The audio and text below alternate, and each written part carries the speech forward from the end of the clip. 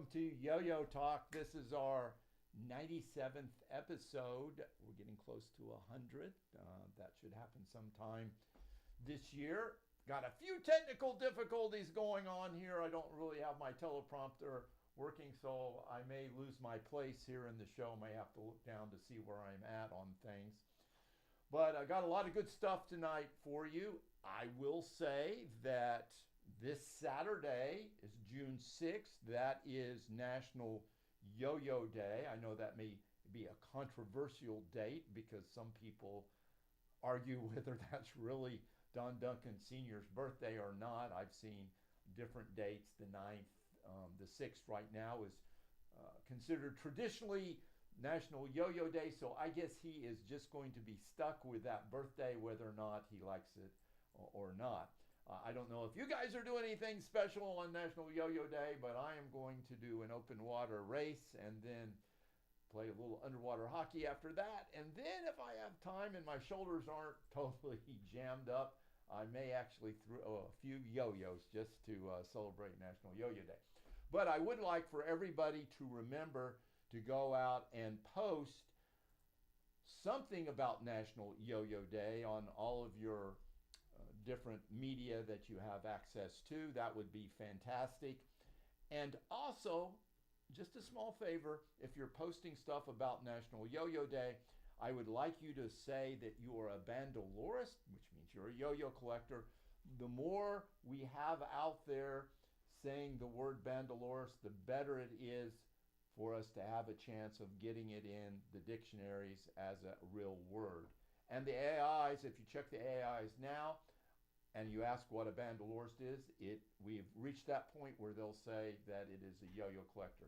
If you have an AI that doesn't say that, let me know. But right now, I think we're to the point that the AIs are helping us out. But the next step is get it into the actual dictionaries. And if we can get it into the actual dictionaries, that's a high five for everybody. I wanted to give you a little bit of history on the National Yo-Yo Day.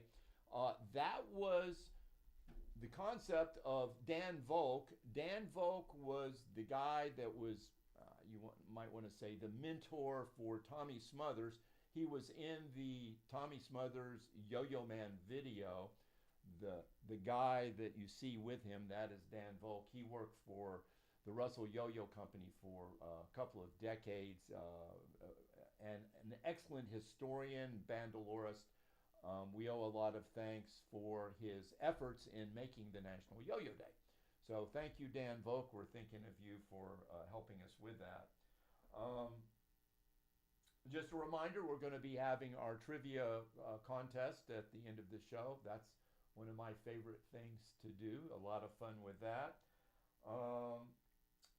And I guess it is worth the wait. It's kind of like waiting for the next episode of the Dutton Ranch to drop. So you'll just have to wait till the end of the show to see the trivia contest. And I don't know if the Nickinator will be watching, but I have heard through the grapevine, actually not through the grapevine, he told me himself, he sold all of those yo-yos to Dano the Mano, and there were like over 300 that he had won, and there was a very good price involved, and I mean for Dano the Mano. Dano now has a lot of great yo-yos, I think, for trade. So if you saw anything that the Nickinator won that you're interested in trading for, I'll bet you that Dano the Mano may have one for trade. Let me see where we're at here.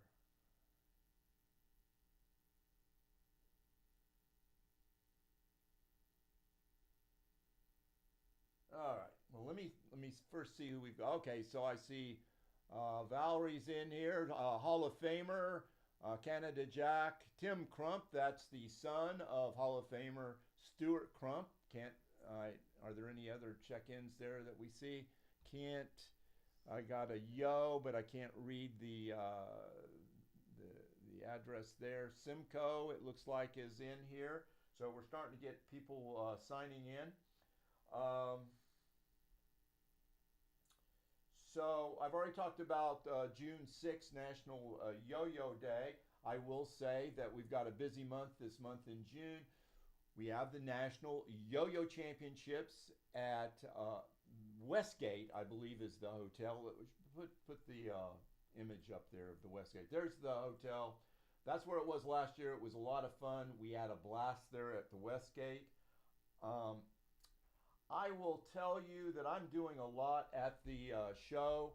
On Friday night, I'm going to be giving a little talk on the history of the yo-yo. Last year it was myth busting, but this year I'm going to be talking about a historical subject. I'm looking probably towards talking a little bit about Pedro Flores. I think everybody needs to know about him, but that'll be on Friday night. And then, of course, on Saturday, we've got a lot of things going on that I'll be involved in. We will have the 15 Seconds of Fame. 15 Seconds of Fame. We got a little clip from back when I was doing that at Worlds, and it's kind of carried on now to the national championships. Do we have that? Do we have that image? Okay, there we got Simcoe doing his winning stunt off the starting block there, and we got a lot of famous figures there doing their thing as part of the 15 Seconds of Fame. So we get the kids up on stage, and it can be adults too.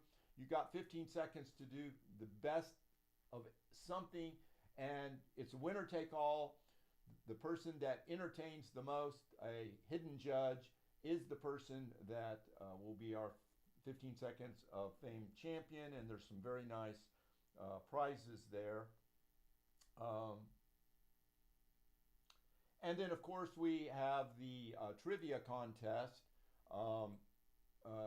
and there'll be 25 questions. There will be one of the questions off of the show tonight in the 25 questions, so you have an advantage over everybody else if you follow through the end of the show and look at the trivia questions, and if you can remember the answer. And I'm always in favor of having an advantage. So anyway, that'll be going on. But the most fun part I think I have will be the induction into the Hall of Fame. We will be inducting, who are we inducting? Ray Iwakura, Mark Hayward, and Tommy Rays. They will all be inducted, and we're going to have several folks that are Hall of Famers that will be there, and we're going to get them on stage. And I just want to give you a little hint on that. I'm going to talk about my book here in a second that's just come out, but I would hint, not download a copy of that book for those Hall of Famers that are going to be there in attendance. So anyway, we'll do that little induction ceremony and get everybody that's a Hall of Famer up on stage, and I always look forward to that part of the national championships. And of course, there's a national championships going on as well, which is a lot of fun. And so let's see what else. I'd just like to remind everybody to bring their duplicate yo-yos to trade. And the yo-yos that trade the best, I think, at some of these shows, or if you just bring souvenir yo-yos or advertising yo-yos from your area, other people that bring yo-yos don't have those yo-yos, and it's easier to do trades on them. So I would certainly recommend those type of yo-yos when you're looking and thinking about things to trade. So now the big news for me and for the 17 people in the entire world that have been waiting, my book, Doc Lucky's Bandalorist Guide to Collecting Yo-Yo Patches and String Packs is out. You would think a guy with all the degrees that I have would be able to come up with a shorter title than that. I think people start getting glassy-eyed by the time they get to the word collecting. But anyway, it is out now on Amazon, and I'm going to go on and put up that QR code, if you will. I'm going to just put it, well, can you shrink it down so it's not covering everything? So we'll try and work on shrinking that down. Why don't you just back that out for a second? You can always scan that QR code and go to the Amazon site. So there is a softbound version, a hardback version. which is extremely expensive unless you're wanting to mortgage the family farm on that. I would not recommend actually either one of those unless you're old school and just have to have a physical copy in your hands. It's great looking on the shelf of your yo-yo collection, but I would go with the ebook. The ebook is very, it's of course it's one where you can expand the images out. It's a very searchable book. Can we just run the little thing from Amazon? Just put the Amazon picture up there if you could, please. Okay, anytime now. There we go. So that's what you'll see if you you can go back and scan that QR code. We'll try and shrink it down and put it on later too. But that QR code will, oh, it's right there in the bottom right-hand corner. So check it out. There's a lot of good information in there. I got to thank the Online Yo-Yo Museum. They were great in letting me pull pictures from their sites. And thanks to all the other bandalorists out there that helped me with sending photos of pictures and information. A lot of you guys are viewers of the show, so it couldn't have happened without everybody. And of course, thank you to my producer here, Michelle, who spent many, many hours working on that book with me. I'm sure she's sick of looking at string packs and yo-yo patches. She is nodding her head. Yes, she is. So I'm hoping if I sell 1,000 copies, maybe I'll break even. So I don't think that's in the future for me. Anyway, I kind of feel like this is a shameless promotion talking about that, and I feel like somebody should be behind me going with the bell going shame, shame, shame. But anyway, it's my show, so I'm going to promote the book a little bit. I got to let people know it's out there. Hopefully you'll join it. If you're just signing in right now, we're getting into the meat of the show. I want to let everybody know that we are going to be doing a trivia contest at the end of the show. I see Jimmy Johnson and other Hall of Famers signed in there. We've got Joel signed in, so thanks for watching. Where's that? Where did we put that video in? I want to show you one of the things I did last month was we did a little run through of eBay, some of the current things that are up. People seem to like that. I literally did it right before we started the show. She's probably downloading it even now. So it's not very long. I did maybe 7 minutes worth, just talking about scanning some of the vintage yo-yos. And so I want you to check that out. And you might find something there that, now that I talk about it, you might be interested in getting. So we'll show that right now. Okay, let's go here. Let's just go down through. I'm just going to sort through best match. It's going to bring up whatever it brings up. Obviously, the first one is a vintage yo-yo. And just let me start by saying what the difference between vintage and antique. Vintage generally means over 20 years old. Antique, 100 years old. So technically, there are no yo-yos that are actually antique yo-yos. Flores yo-yos are getting pretty close. Basically, all the antique yo-yos would be Bandalores now. So this is a Disney World of Color, $36. Looks pretty good. Let me see. Let me just check it out. That side looks great. Let's go to the back. Okay, no side cap. Okay, so that turned a good deal into not so good a deal. Here's a set of yo-yos, $100. I'm just kind of scanning at them. Let's take a look. Got a mix here. A lot of hummingbirds. Just on the rough eyeballing it, $100 isn't bad if you're a new yo-yo collector. For somebody that has these, well, not so good a deal. Let's see what they're asking. Shipping, $16. That's not a bad deal at all for a new collector. So if you're just getting into collecting, most of those are vintage yo-yos over 20 years old. So I think you'd be fine with that buy.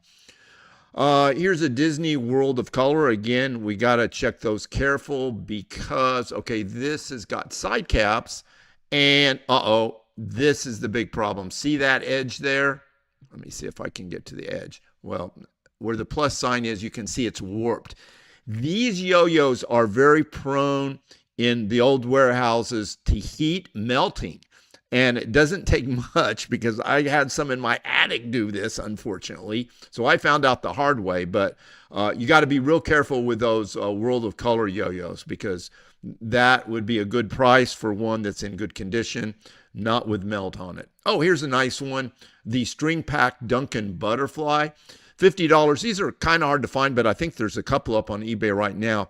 For $50, I would want it in the original package, but still, it's a pretty hot yo-yo, I got to admit.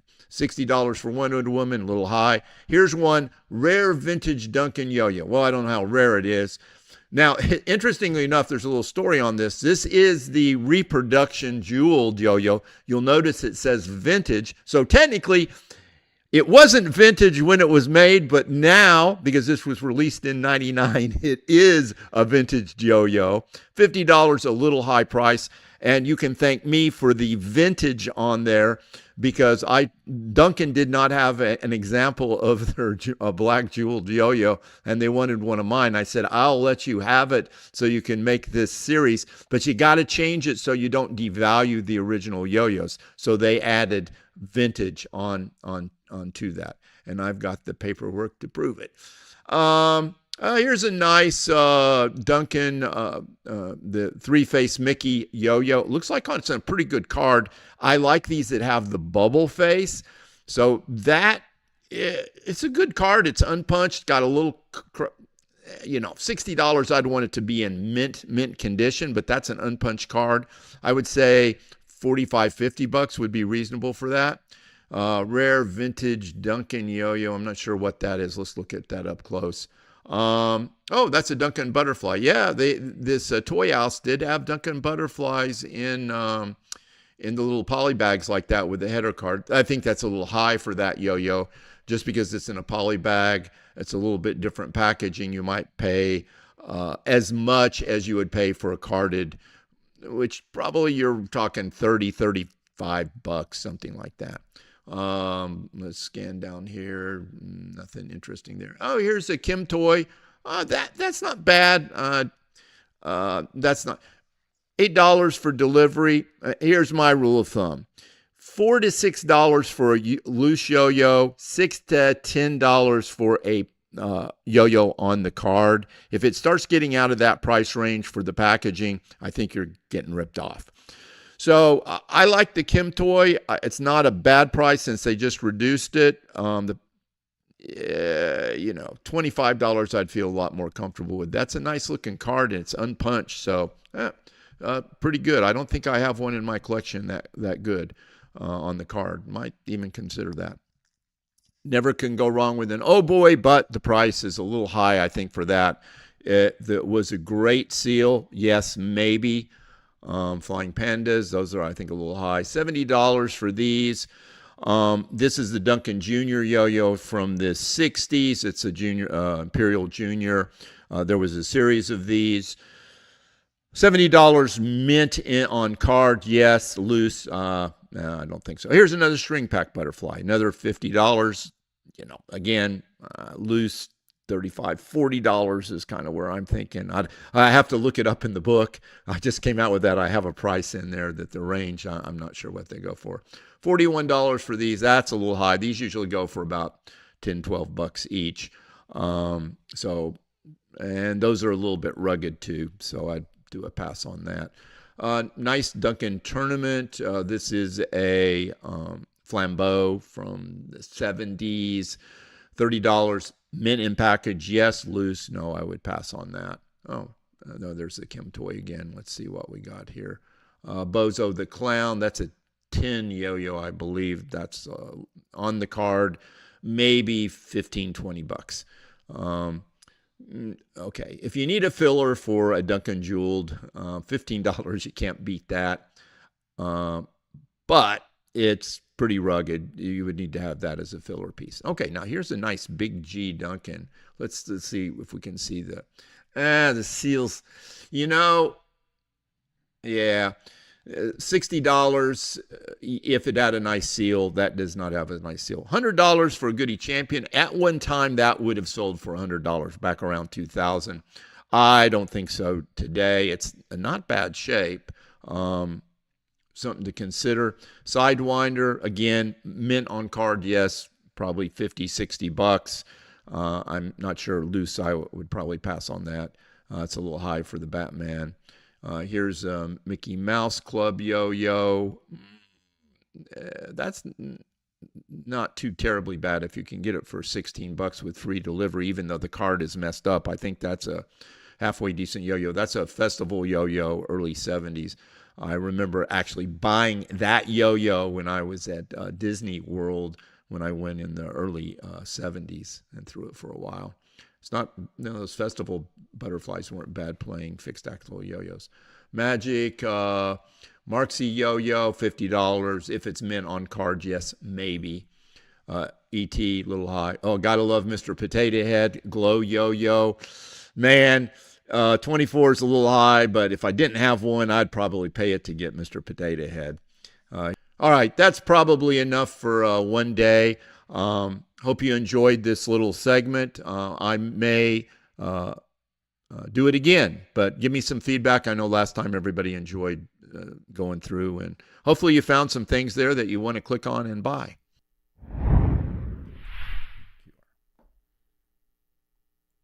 All right. Well, I hope you enjoyed that little segment there. Hopefully you found some yo-yos that you were interested in getting.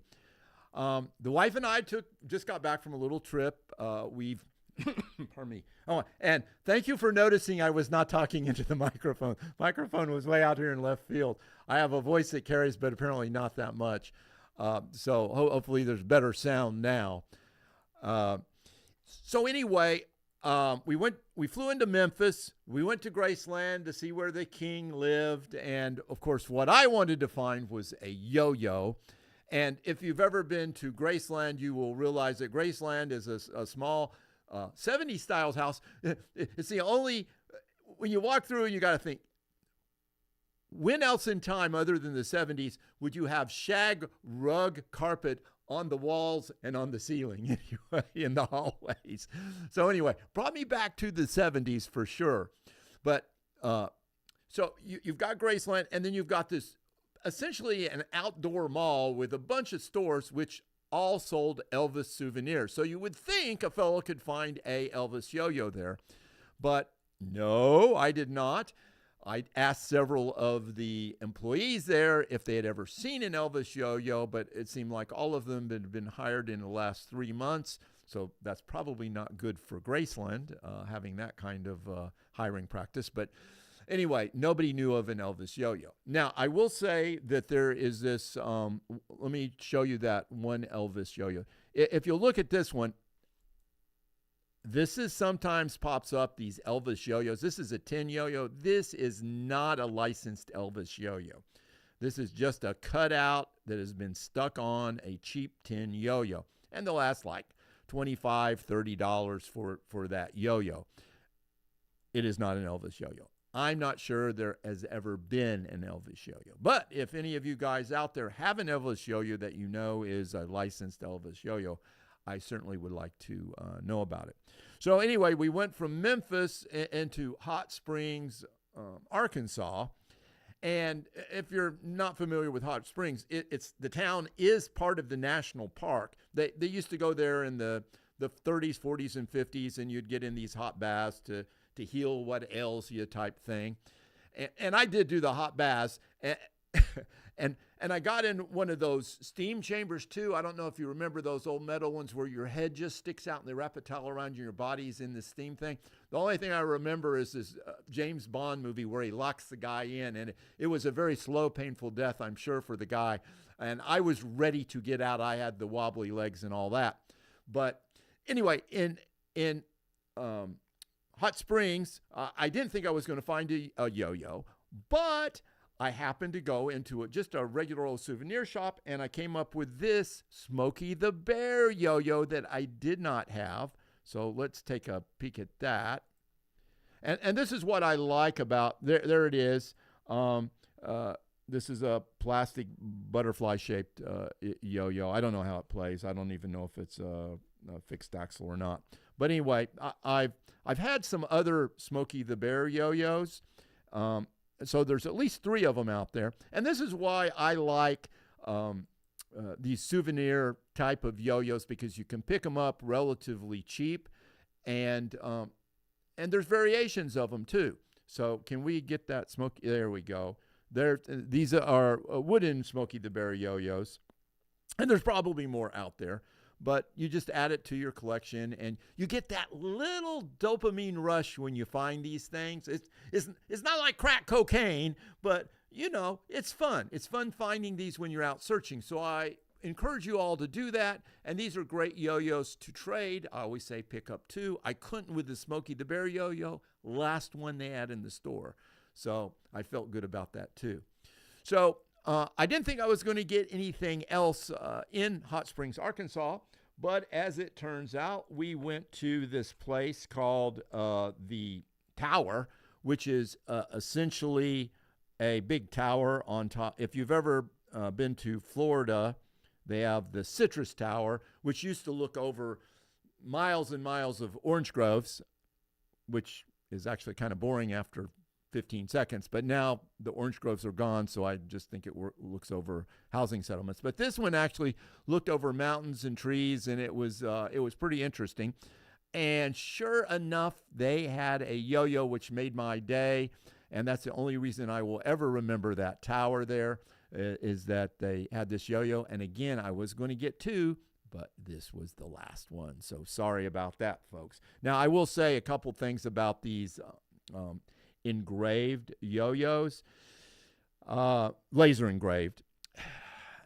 They're pretty easy to produce. So I don't think they'll ever really increase that much in value. You're talking maybe these are always going to run in the $10 to $20 range type of value. You're never going to see, I don't think, these pop up in the $100 range, because somebody can just pop a yo-yo blank in a laser and engrave the exact same thing. So nice to have, great souvenirs to collect when you're out and about, but I don't think will become highly collectible.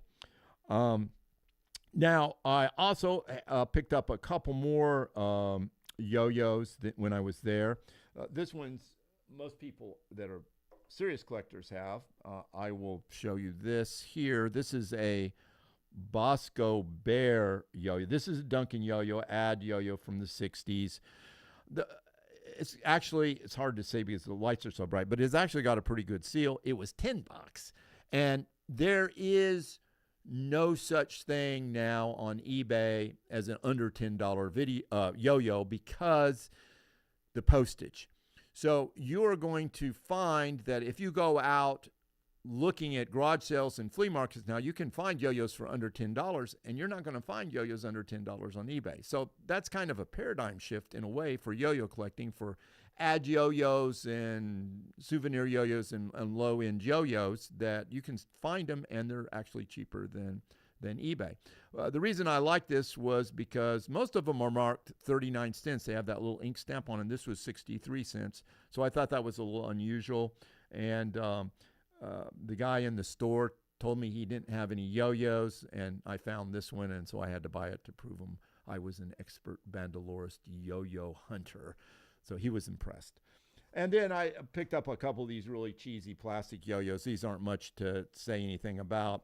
I got them just because they were on the card. Occasionally I'll see these loose yo-yos and people say, what is this from? Because it doesn't have a really seal that means anything. And these are just from Novelty World and nothing special about them. But if I have them on the card, I kind of know a little bit more information about them. They were, I don't know, I got them for 2 for $15 or something total. So not a bad thing. So anyway, I had fun. Collected souvenir yo-yos. It was a good time for me, and I encourage you to do this same sort of thing when you're out and about. Let me see what's okay. So I do have a question for you guys. Do you know what is the most dangerous thing to your yo-yo collection? That is, if you don't live in the Pacific Palisades, I think you know what might be danger there. And of course, there's no Bandalorist burglars out there roaming the houses looking for your valuable yo-yos. But there is one thing that can really damage your collection, and it is this. Now, I will tell you a little story before I show you this. A fellow Bandalorist sent me a yo-yo. He was getting rid of some of his stuff, and he wanted it to go a good home. And I said, well, I'll take anything, and I trade him, of course.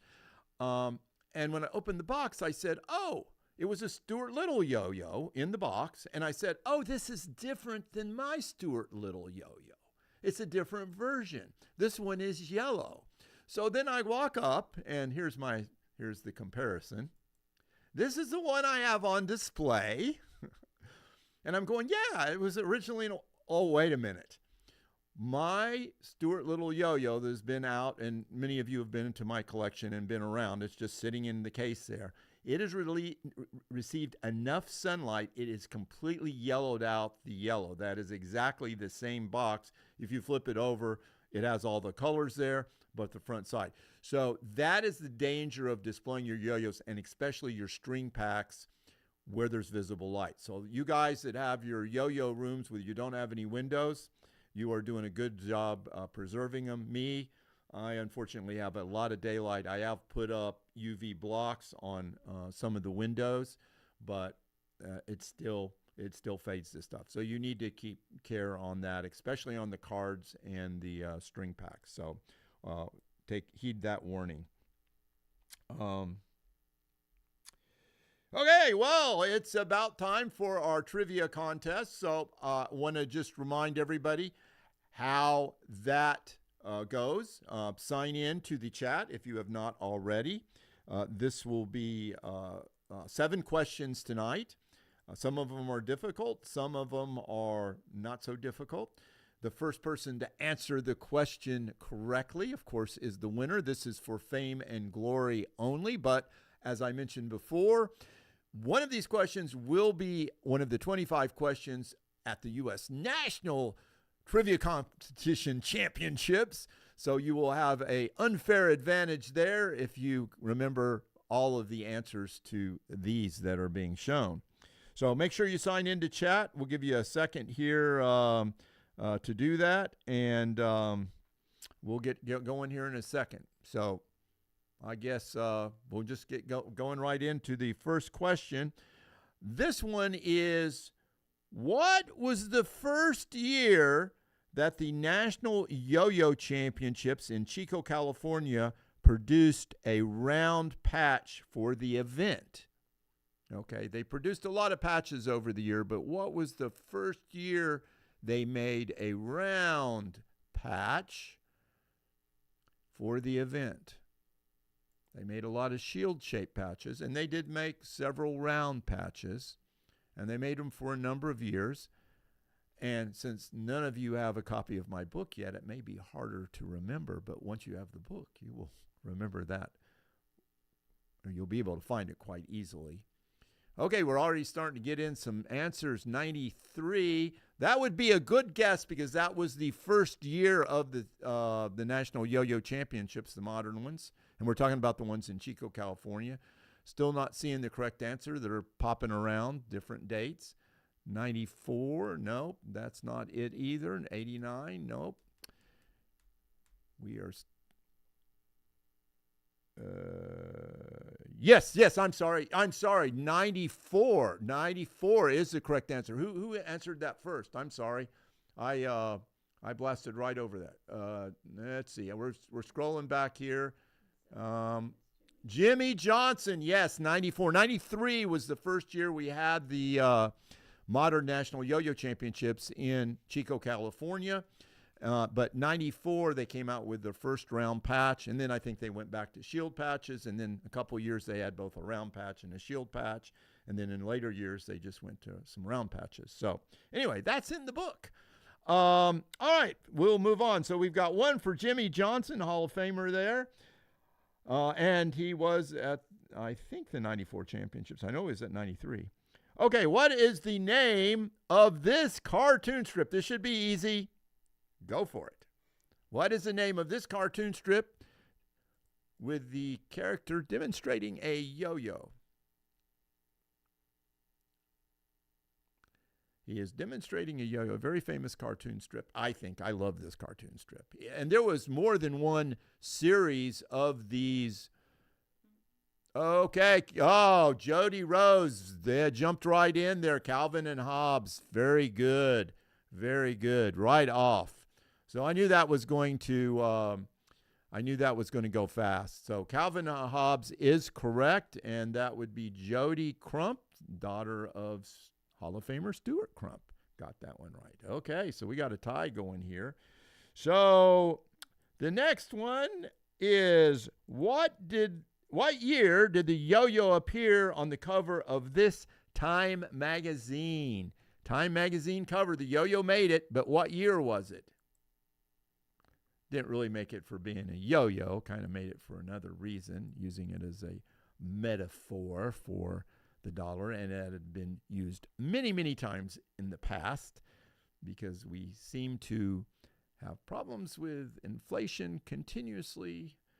And I won't get into my political stump on that, but the yo-yo was being used as a metaphor here in Time magazine. What do we got? Did we see it pop up yet? Not yet. We're getting close. We're getting close. We're jumping around the number. I don't know. I don't even know if Time magazine exists anymore. It used to be a pretty important magazine, but it seems to have lost its prominence in the media world lately. I mean, probably is a online version of it somewhere now, but I don't know if they still have the paper version of Time magazine or not. Still haven't seen that magic year number come up yet. There is a way to probably give you a better idea. Oh, there we go. Jody Rose, 1988. Very good, Jody. She has taken the lead with 2 answers. That is a substantial lead. 2-1 over Val Oliver. All right, we're going to go to the next one. All right, this orange bird display, go on and throw that up there. The movie, put that up there. Okay, here's an orange bird display. It was out in 1979, 1980. Give me the nearest dollar amount of how much it costs the retailer to buy the display wholesale with 4 dozen yo-yos. This is what the retailer would pay wholesale for this display box right here that you're seeing right now. That is the Orange Bird yo-yo. It was a Disney yo-yo. It was from the late 70s, early 80s. It is getting more and more collectible. The Japanese love this yo-yo. I've seen it sell individually for as high as $144 on card. So that's a nice one to have. There were 4 different styles. And I'm seeing a variety of numbers popping up here. For those that are putting some of those numbers up, that's what it would sell for now, perhaps. We're getting more in the range of retail now. I'm still not seeing the number. I will give you a hint. You're going a little high. Remember, this is the wholesale. The retailers might get almost that much for some of those, but the wholesale price, you got to make a little bit of profit here. So think about what the wholesale price is. Just number. We're seeing some numbers getting really close now, getting really close to it, but still haven't seen that magic number yet. All right. Wow. That'd be nice to pay $12 for all those yo-yos, Jimmy. But all right. I will tell you, I'll give you another hint since we're, when you're, the retail price that they would get was almost $60. That would be the retail. So base your answers on what you think they might have paid for that wholesale. If retail, they would expect, if they sold all the yo-yos in that carton, what they might expect to get. Still seeing a lot of numbers, but not really the magic number. Again, retail would be, we're getting real close now. We're getting down in the range. We're getting down in the range. I'll tell you, we've had it within one number now. One number. Oh, we have just jumped around the number. We are jumping around the number. We are so close now. We are so close. It's anybody's game. We've had the number above it and hit the number below it, but we just haven't hit the number yet. Still looking for the number to come up. There it is. Jody Rose again. Oh, man, she is hot tonight. 26. Yeah, they would pay $26 for that entire case of yo-yos, and they would end up retailing it for about $60. So nice little profit there. But somebody wasn't selling them all because I ended up getting a full case of them there. So I don't know how well they sold back in the day, but somebody still had a case of them stored away. So thankfully for that, so we could still see them today. Okay, so the next one is a political cartoon from 1791. Who is being depicted playing the yo-yo? And if you kind of get close to the right answer, I'll be good with that. But who is being depicted playing the yo-yo? This is a pretty famous lithographic print in the yo-yo history world anyway.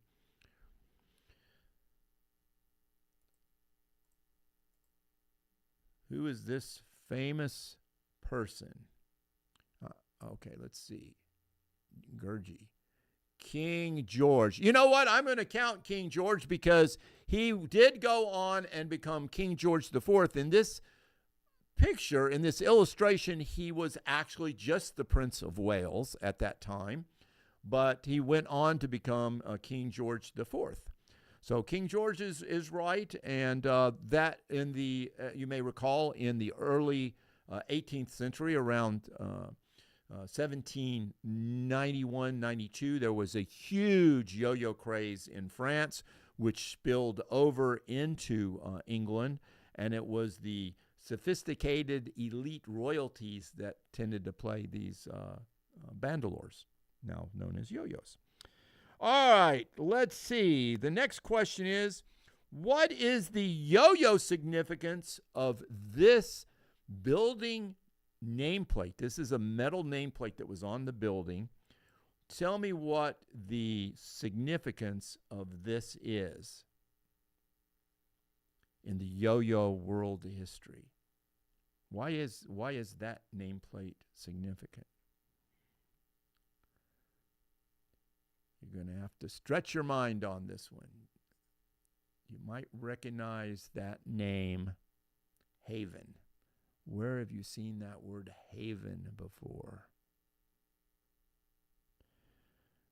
And I was very lucky, I felt, to be able, this popped up on eBay.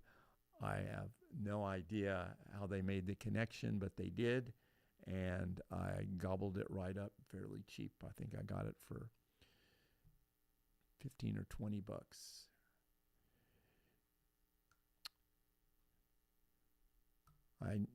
I will say, yes, it had something to do with a yo-yo company, but that's not specific enough. And no, it was not the Duncan yo-yo or Royal Yo-Yo building. It was not their buildings, but they did a very important thing, a first. I will give you a hint. They did a first in the United States. This particular company that presumably made yo-yos, but they did a first. Think about what that first might have been.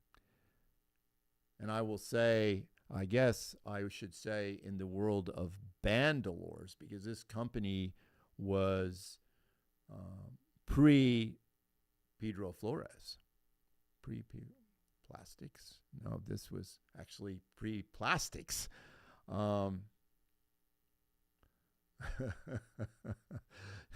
Need your yo-yo times. This might, if you were an avid reader of yo-yo times, you might come up with this answer. Plastic yo-yos. Nope. This plaque was even before we had plastics, I think. I don't think there were any plastics out there.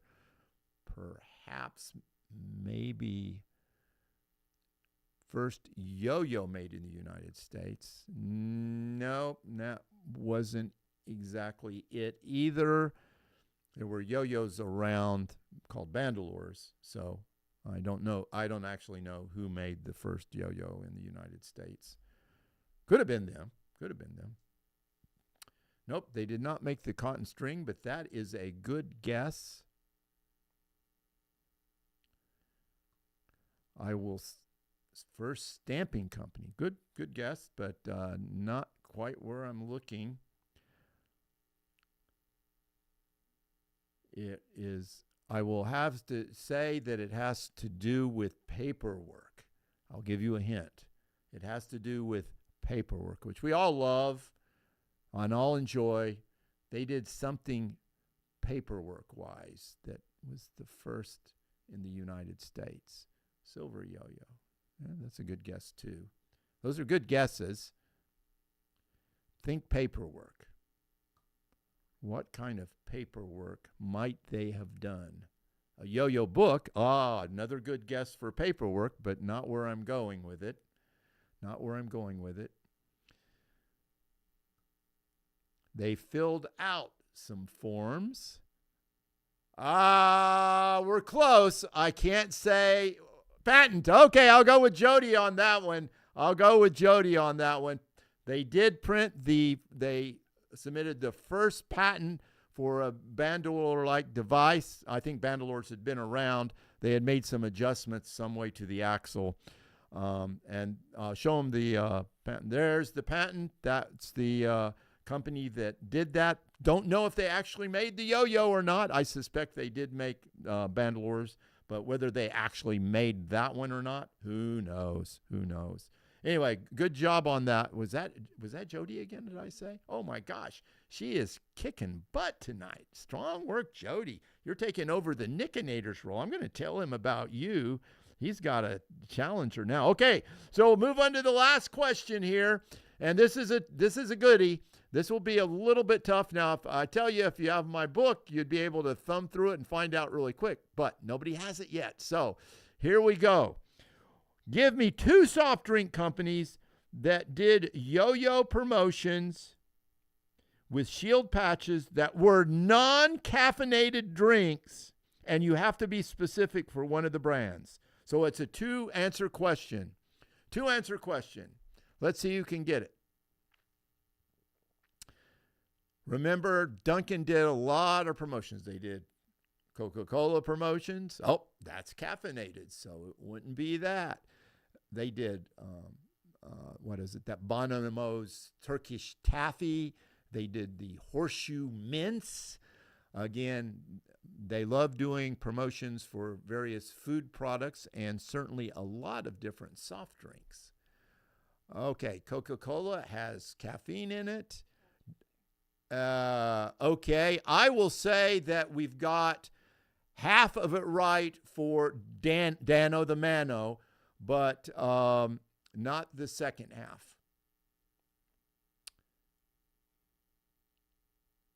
I'm not going to tell you which is okay. Okay, I've seen both answers now. You've got to be specific on the type of root beer, and you have to give me the other name. But I've seen them both come up now. You just got to combine them together. Got to combine them together. We know one is a root beer. I won't say it since it's come up twice. I won't say what it is, but you got to be specific on the brand. And then you've got to give me the other non-caffeinated beverage that came up. Okay. Be looking at what the other answers are because, okay. Again, we've had the, okay, that's getting really close. Dano, you should be getting this because, okay, we're bouncing around. We're getting the root beer and one of the names right, but we did get the root beer right earlier on, but I'm not seeing it again. Oh, we're just jumping around it. I can't believe. What was that? Yes, but you have to say the root beer is a brand, but it has to be with the other soft drink as well. You have to say them both in the same answer.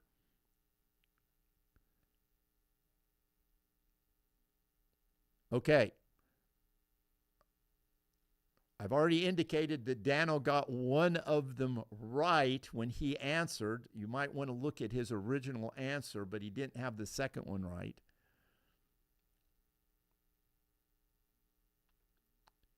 And we have had the second one in other answers, but not combined.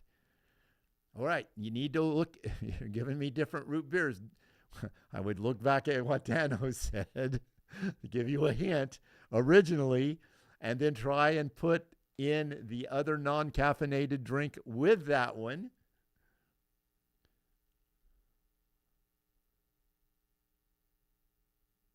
Okay. Well, I think we have come to the conclusion that the Dano is right on one of them, but he needs to put in the second non-caffeinated soft drink as well. Okay. You're not looking at, okay, we keep, okay. All right. I will give you, I'm going to give you, it's Dad's root beer, but what is the other one? And it's come up several times. You got to combine it with Dad's root beer.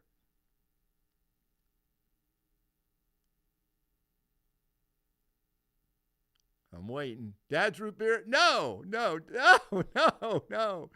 can't believe it. Dad's root beer, and I can't believe Dano hasn't gotten this. He's only posted Tim Crump. There you go. Dad's root beer and 7-Up. There you go. Show him the patches. There you go. Now, that's an unusual patch for the Dad's root beer, because that is a combination felt and then embroidered patch. I think they just cut the top off and then sewed that felt patch on. They just used their winter patches and whatever year that was there. They cut it off and then they sewed on this felt promo patch for it. So a very interesting patch. And then the 7-Up patch. Both of those are rare patches. Wonderful to have in your collection if you happen to have them.